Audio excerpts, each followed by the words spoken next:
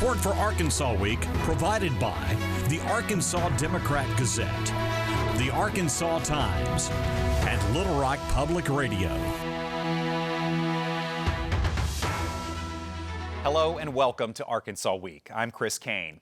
Well, some crops are being harvested right now at the end of what industry leaders say has been a very bad season for growers across the state. And a number of factors have come together, some years in the making and others just unfortunate circumstances, leaving some farmers praying they'll just break even. In a few minutes, we're going to sit down with the president of the Arkansas Farm Bureau and a representative of the Arkansas Rice Federation who want Congress to provide immediate assistance to the state's largest industry. But first, to provide an assessment of the current season is Dr. Hunter Biram. He's an agriculture economist with the University of Arkansas Division of Agriculture Cooperative Extension Service. And Dr. Biram, thanks for joining us. I know this has been something that has come up recently in the news. Our program dedicated to it today. The overall financial health of this sector, the state's largest industry, what is that assessment right now based on what you've seen so far as they are in what you just said before we came to the program, the heat of harvest? Yeah, so we're looking at multi-year declines in prices that's driving multi-year decline in revenues, crop value over time. And so you're looking at, since 2023, about $1.5 billion decline in crop revenue compared to last year, about a $500 million decline. And so that's on the revenue side of the equation. On the cost side of the equation, at best, they've just remained elevated since 2022. And so with costs remaining elevated, revenues falling, you're seeing large, more or less, losses that are happening at the farm level. In that introduction, we alluded to kind of a multitude of problems and different factors all coming together. What are those factors that have compounded to make this big of a problem? Yeah, so again, going back to prices are going to be driving a lot of this. And so we have depressed prices that are largely driven by large stocks, a lot of carryover, so a lot of storage, on-farm storage, a lot of bins that are full in Arkansas and the U.S. and really abroad. We've had some good weather across the world, across the U.S. for the past few years, and it's all coming to a head. I mean, as with Economics 101, you know, if there's really essentially no change in demand, but there's this increase in supply, that price is going to fall. All right, let's talk about here locally. You mentioned good weather around the world, which has increased production around the world, but we've had some extreme weather here in Arkansas. Let's start earlier this year. What did that do to impact, you know, what the current situation of our state in terms of crops and yield? Absolutely. So back in, I think it was the first part of April, we had about 3 months worth of rain in about 3 days. And I know that it wasn't just farmers feeling that. I remember just driving on the new 57. It's 67 to me. Yes. But you know, going through Jacksonville and Cabot, and there was a softball field pretty much that the water was up over the top of that. So you can imagine at the farm level just how much water was standing, and right. it took a long time to get off. And so with that, it ended up pushing back the optimal planting window. Actually, didn't push back the optimal planting window. It just pushed back planting from the optimal planting window. And so as you push back planting, yields start to fall. And so the yield potential and yields that what I've been hearing so far are going to be less than average. And that is not news that farmers need to hear right now. Well, you mentioned falling yield prices, but the other thing that's been falling in recent months has been the river. That's right. Because of the lack of rain. I right. guess we got it all back in April and May because we did not get much in the months of July and August, affecting the river levels. And something that you recently referred to in an article I read, basis, and how it connects to the Mississippi River and how this could be affecting farmers that are currently harvesting soybeans. How is all that connected, and what can you tell our viewers out there about why this could be so impactful? Yeah, so we definitely want to be concerned about the mighty Mississippi River for many reasons, especially in the agriculture world. So we send out, I believe it's a third of total production goes down the river for export to the Port of New Orleans for global export. So a lot of our soybean production across the U.S. ends up going to the Port of New Orleans, but especially in Arkansas. We're so close to the port, it's not as expensive to get that crop downriver. So a lot of our demand in Arkansas for beans especially is going to be driven by exports and driven by the river. So why is the river important? And why is a low river level important? Well, more or less, it just, as the river falls, barge drafts are reduced, and all you got to know, and all that really means is you put less cargo on a ship. And so it becomes more expensive to ship the same amount of grain downriver. So more freight cost passed on to the grain buyer, so more cost on the grain buyer's part, they lower the cash price for the farmer. And so it goes all the way from the river to the barge, to the elevator, to the farmer, and then that farmer's going to get that lower price. Also all connected. So you mentioned that traffic being restricted, and is part of the weight so that the barges aren't too low and run up on any sandbars or any other type of object underneath? Exactly, and then that's when you get into dredging and all kinds of other stuff. So yeah, it's pretty much just to keep that barge from running aground. Okay, you talked about the exports from the port of New Orleans. In the past, China's been a huge buyer of soybeans. So far this year, zero. How big of a deal is that, and do you see that changing in the future? You know, right now I do think it's already impacting the basis, the cash price. I didn't answer your question earlier. So, you know, you talk about a cash price that a farmer's going to receive for their crop.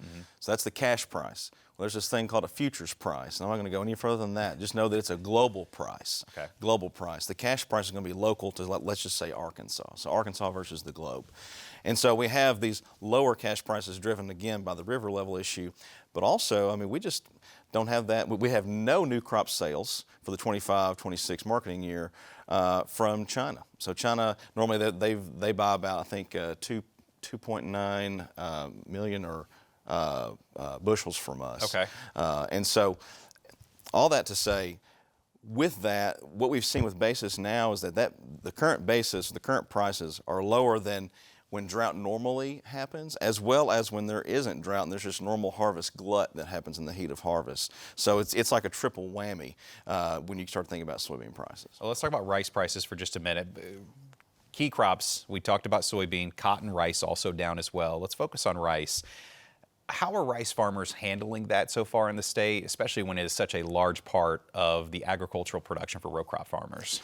Yeah, so I think right now trying to be competitive globally on prices is going to be the name of the game. And I think, you know, we've seen massive declines in that rice price. I mean, you're looking at, it wasn't long, it was about a year ago that we were sitting at $14 or $15 a hundredweight. Now we're lucky to get $11 a hundredweight. So I mean, you're talking about a 25-30% decline in the price year over year. Again, it goes back to just trying to be being as competitive as we can be on that global stage, and one way to do that is to lower the price, unfortunately. One of the recent articles I read you were quoted in was in a local publication talking about farm bankruptcies in the state of Arkansas. And this has been an increase substantially year to year. Do you think this is a problem that is temporary because of some of these different factors that you've been mentioning? Or could this be something that lasts longer, is more systemic, with some of those factors being drawn out or extended out into areas that are uncontrollable for these farmers? Yeah, I think it just goes back to can a farmer repay their loan? Can a farmer repay their loan?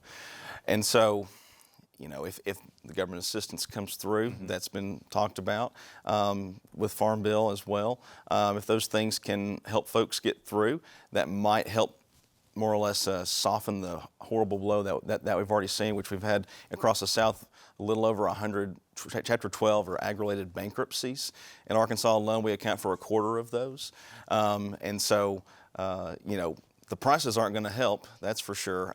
Yields also are hurting right now too, costs are remaining elevated, and so it's looking like that just net revenue alone is not going to carry folks through. Yeah, you mentioned the government potentially stepping in. There was a recent meeting up in Northeast Arkansas this past week. A lot of farmers joined in on that meeting.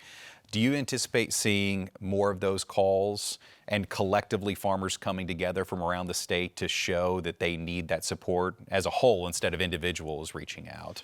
I mean, I think farmers were very inspired. I mean, I was inspired, frankly. I mean, for a gathering of 400 farmers to pretty much of their own accord come together. I mean, there wasn't like this was a conference. In harvest, yeah. One of the busiest times of the year. So I think it really highlights and emphasizes just how dire of a situation it is. I mean, we're talking about money and dollars and everything, but we're also talking about livelihoods, 5, 6, 7, 8th generation farms, you know, going out of business and liquidating. And so a lot of these folks are coming together. All these folks are coming together, and they're saying we don't want that, and we want to try and prevent that if we can. Looking at some of those support programs, the government was raising what they're called reference prices. Is that going to make a meaningful difference in your opinion, or could it? It will ultimately. Okay. It will as of next year, but not this year, just because of the way that the programs are set up. So the way the programs are set up is there will be more or less a payment or assistance that will trigger this year, but from a cash flow perspective, like getting the actual cash to pay the banker, they're not going to get that till next year. All right, let's look ahead to next year. What are some of the biggest risks? And I know you're out in the community, you're visiting with farmers. What are some of the things, the feedback you're getting directly from some of the agricultural producers from around the state? Yeah, I mean, a lot of them say, we talk about trying to get better yields and produce our way out of it. And listen, farmers need to go out there and produce as well as they can. They need to manage their costs as well as they can, and most of them do. But if the prices don't get any better, it's really going to be all for naught. I mean, at best, the farmer's going to be breaking even. And if you think about it from like an economic opportunity cost situation, they're going to be volunteering their time, and that's a best case scenario. So like the best case is break even, and they can't even pay themselves for all the time that they spent this year. And multi-generational farmers, we're about to talk to one here in just a few minutes. These are farmers who, this is what they've done their whole life. Their parents, grandparents did it, and they're facing these types of challenges and risks. And this is an industry that has been historically optimistic, but it does seem like right now we're seeing more and more calls for support.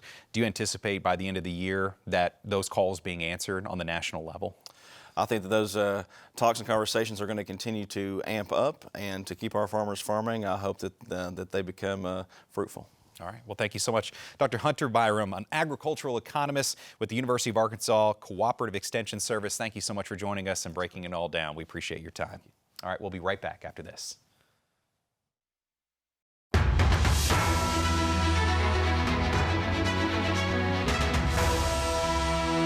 Welcome back to Arkansas Week. This program, we focused on the issues facing the agricultural community in our state. But now we want to talk about possible solutions. Several farm advocacy groups are asking Congress to step in and do so quickly. Joining me now is Arkansas Farm Bureau President Dan Wright, and representing the Arkansas Rice Federation is Mark Isbell, a fourth-generation rice farmer from Roanoke County. Gentlemen, first, thank you so much for joining us. I know this is heat of the harvest, as we were just talking about, Mark, so thanks for taking some time. And Dan, I know you've been active, reaching out to members of Congress, and we've done so as well. We'll get to that in just a minute. But you've called for a roundtable meeting as recently as last week with members of Arkansas's congressional delegation. What are some of the things that you're wanting to bring in front of them as this becomes more of a focal point going through harvest? One of the main things we want to bring before them is the dire situation that our row crop farmers are in. You know, we've got folks that are multi-generational, and I get calls all the time from our membership. You know, hey, this is worse than we've ever seen it. We don't know if we're gonna make it to another year. So what we're wanting to impress upon them is, hey, these folks need help. They need help now. Congress has done a lot in the past year. I mean, they have done so much in backing up our farmers, to promoting them, to bringing money to them. There's been $90 billion in the last several months, you know, that they've given them. So that's helped. The One Big Beautiful Bill was a huge help, but a lot of that's not going to kick in until November of 26. So we're needing something right now. So we're talking with all of our delegation in Washington, D.C., letting them know, hey, the folks back home are needing your help. They need your help now, and we can't wait any longer. They just had their August recess. They were back in the state. Many of them touring. I saw on social media They were in different areas. And what has been some of the feedback as you've continued these conversations with them? As you mentioned, they've provided some help in terms of policy that is in writing.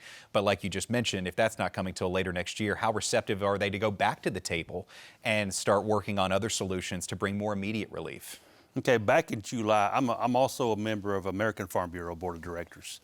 And so back in July, we went to the delegation to Capitol Hill in D.C. and talked with some of our folks. We talked to Senator Boozman, and we were talking about this situation, how things were. Of course, they had just come off a pretty tough round with the One Big Beautiful Bill and trying to get all that passed. And at that point, everybody was just tired from that, and nobody really wanted to talk about it. But in the last, I'd say the last 3 or 4 weeks, you've heard a lot of talk, and I think a lot of that is from the delegation coming back to the state, seeing exactly for their own eyes how bad things are. And so I've seen through different publications and through American Farm Bureau that there's being talk. They're getting the message. With American Farm Bureau, our Midwest growers, they're the ones that you really need to get on board with some of this, because some of those senators and representatives there may not know what's going on in the south part of the country, but they're getting on board now. They're needing help. They're needing some funds. And so we're seeing a lot of talk from them, from their constituents, and also from their senators. And the Senate Ag Committee and the House Ag Committee chairs are both talking and saying, hey, we got to get something before the end of the year. So I think it's working. I think our letters to them that we've been sending them is working with our group, and they're talking with other people. And through American Farm Bureau, we're able to get that message out. The unifying voice, certainly. Yes. Feel like that could be heard more than just regional. Mark, let's talk about you and your farm for just a moment. Fourth generation farmer, as I mentioned. So your family's seen a lot over the decades and generations. But when you look at the current situation right now, without getting too much of a microscopic view, looking more macro and things that your family has already seen in the past versus what you're seeing right now, how do you contextualize that in a way that helps people understand the current situation as it relates to maybe previous situations where we saw some issues with prices being down historically? How do you help bring that to the forefront? Yeah, when we look back through history at some of the challenges that agriculture's faced, the 80s are something that is thrown out there quite often. So I was in grade school and focusing on T-ball in the 80s, so I can't give you any firsthand knowledge of exactly what that looked like, but the stories I hear are very scary. And we've talked for a while that what we see now is very similar to what we see then, and now I think we're there.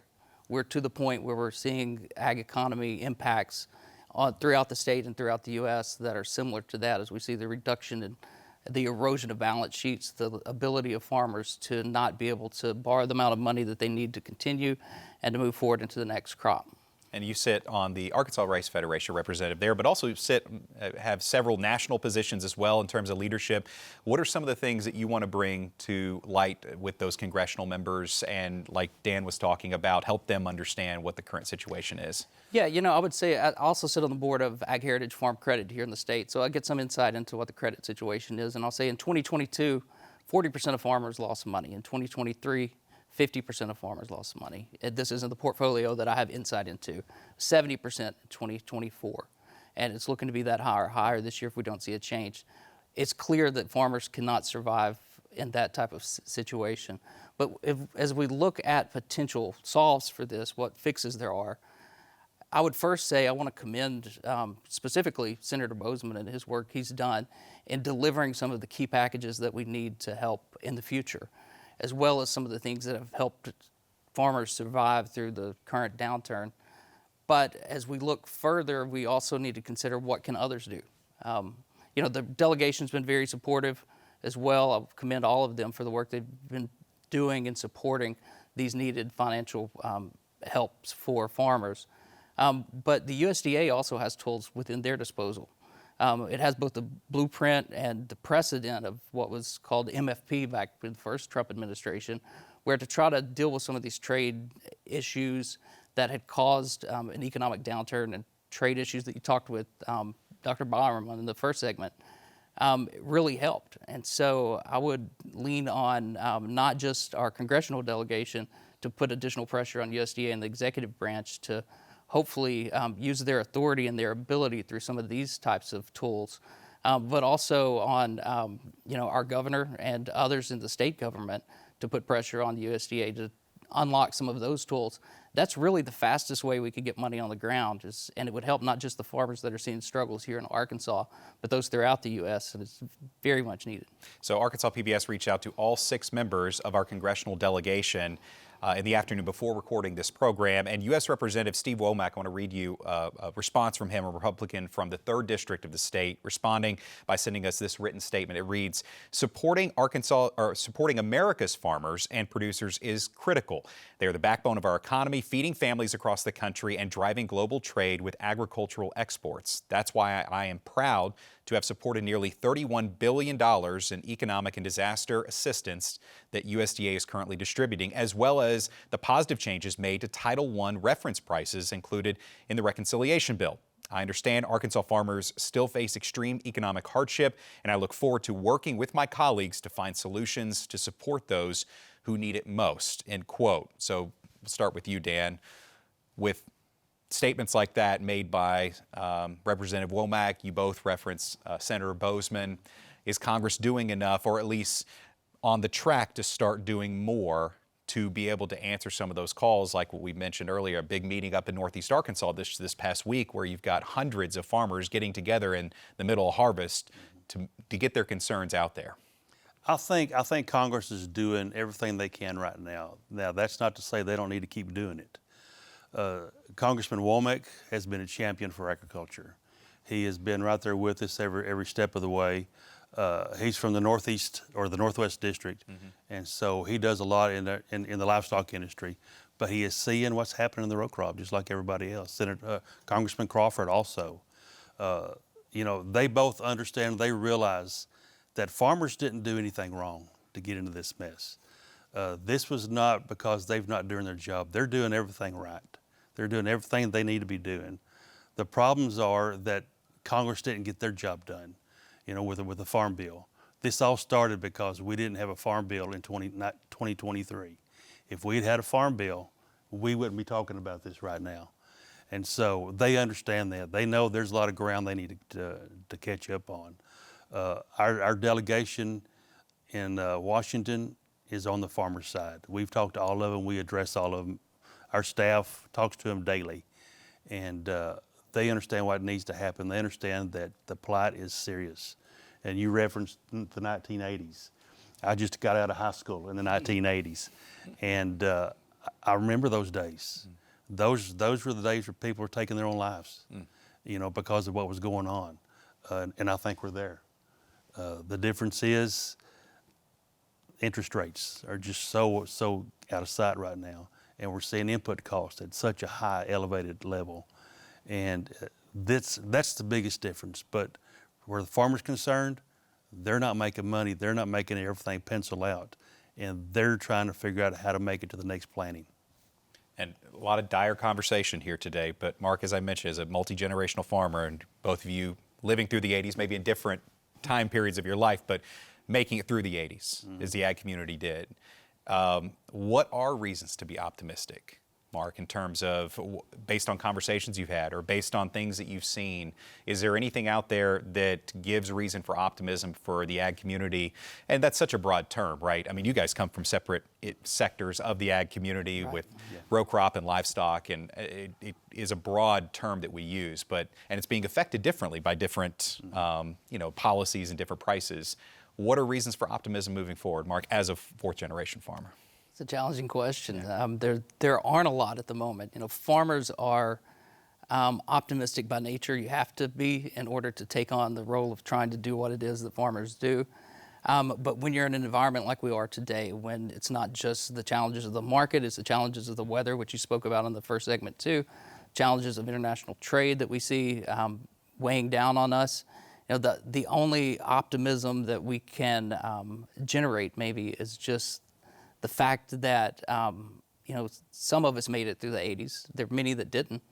Some of us surely will hopefully make it through this downturn, but there are so many that won't. So I like to be an optimistic person, but it's very difficult to find a policy point at this point that I could point to, or a trade point to say that I'm optimistic because of that. I'm optimistic because I have to be, and I can say that I'm optimistic that there are people that are listening.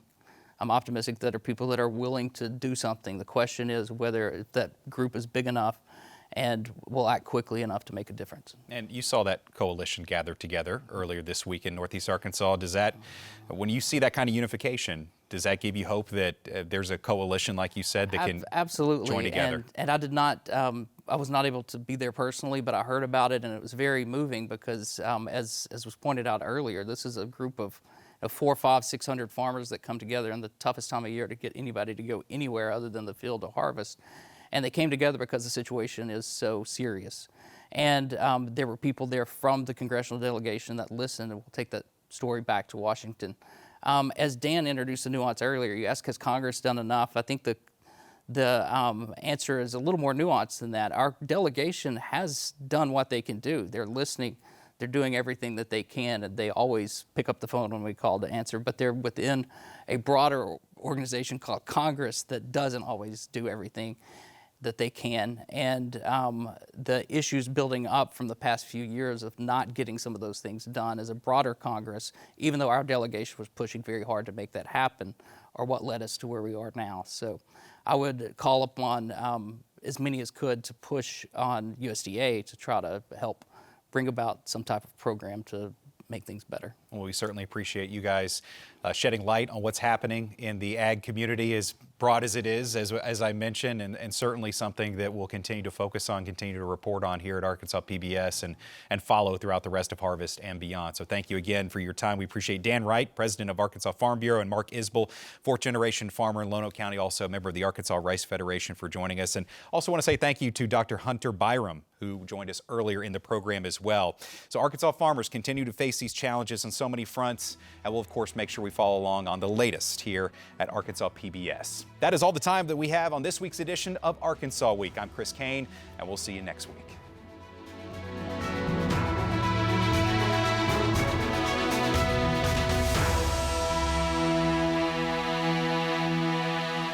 Support for Arkansas Week provided by the Arkansas Democrat-Gazette, the Arkansas Times, and Little Rock Public Radio.